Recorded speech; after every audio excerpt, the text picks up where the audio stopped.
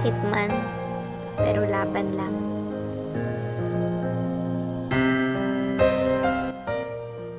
Mahirap, no? Na yung taong nakikita mo, paggising mo, ay wala na. Bumitaw na. Yung taong sasandalan mo pag may problema ka. Yung magagalit sa'yo pag mali ka. Yung papayuhan ka at iiyak kapag pagod ka na. Ganoon sila katatag para tumayo at umalalay sa'yo kahit sila mismo ay may problema. Noon. Na ngayon ay wala na. Sakit, 'di ba?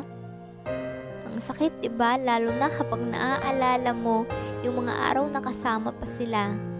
Saka alam mo yung masakit, yung mga linya nila. At marirealize mo na tama nga sila. Na ganoon naman talaga. Yung mga linya na malalaman mo lang ang halaga ko kapag wala na ako.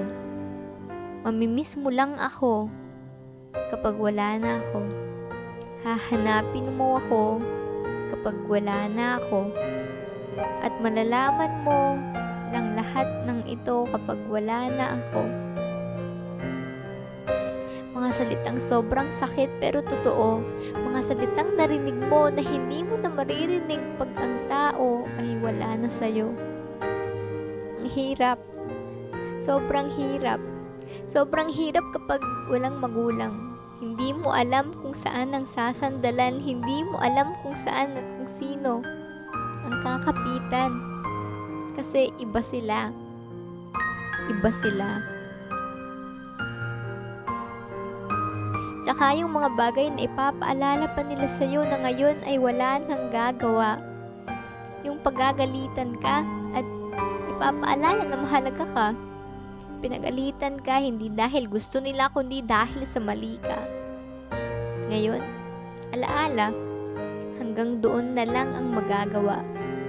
Yung tipong lilingon-lingon ka at hahanapin sila na ikakapatak lang ng iyong luha kasi ang lahat ay huli na.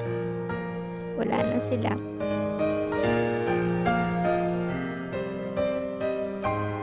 Kaya sa mga may magulang pa, dapat ipakita natin kung gaano natin sila kamahal at kung gaano sila kahalaga.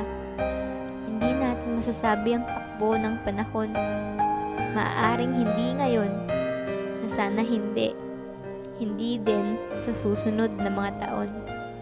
Pero sa tamang panahon, tao lang tayo mawawala sa mundo.